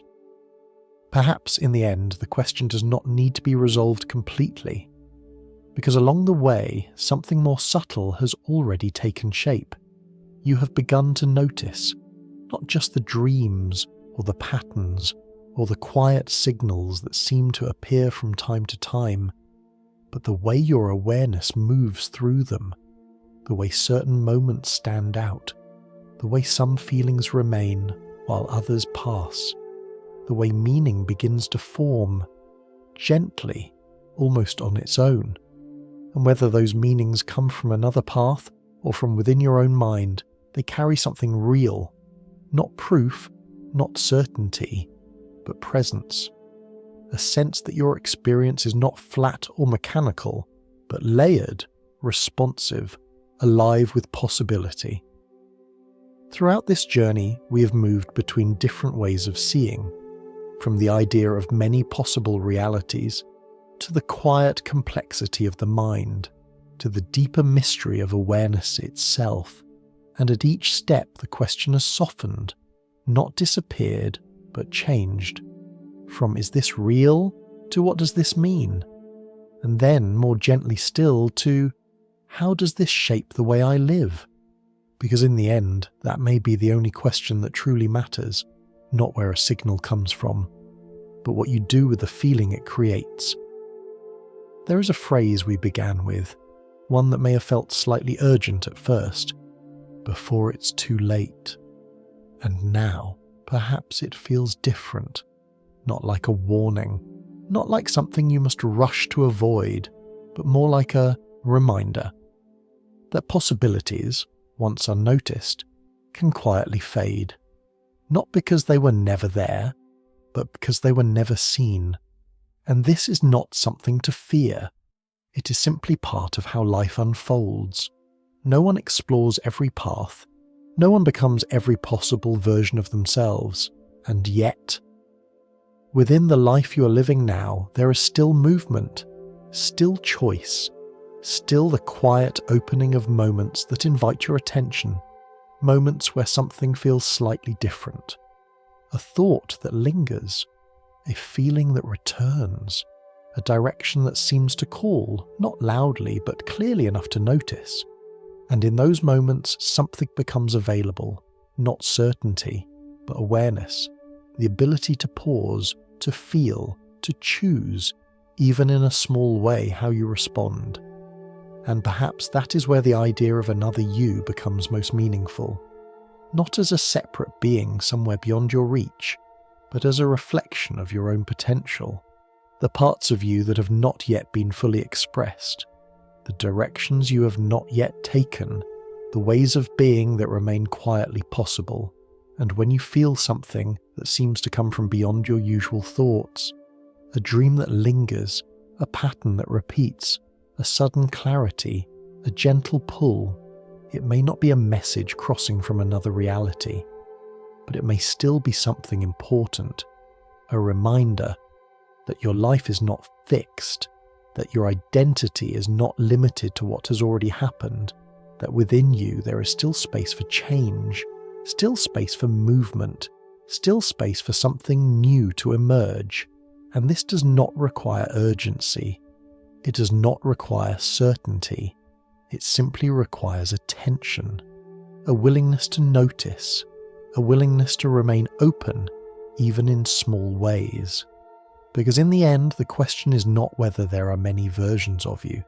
It is what makes this version, the one you're experiencing right now, meaningful, and the answer, if there is one, is very quiet. It is meaningful because it is being lived, because it is here, because it is unfolding moment by moment within your awareness. Out of all the possibilities that could exist, this is the one you are part of. This is the one you can feel, the one you can shape, even in the smallest ways. And that, perhaps, is enough. As this thought begins to soften, as it settles gently into the background of your awareness, there's nothing more you need to hold on to. No final conclusion, no answer to remember, just the quiet sense that something has been explored and that it can rest now. And so, we've reached the end of tonight's exploration. Whether your eyes are still open or you're already drifting somewhere between waking and dreaming, Thank you for being here, for allowing your thoughts to wander through these quiet questions. If you'd like to return again for more gentle journeys, you are always welcome. For now, there is nothing to solve, nothing to figure out, just this moment and the soft, steady rhythm of rest. Sleep peacefully, wherever and whenever you may be.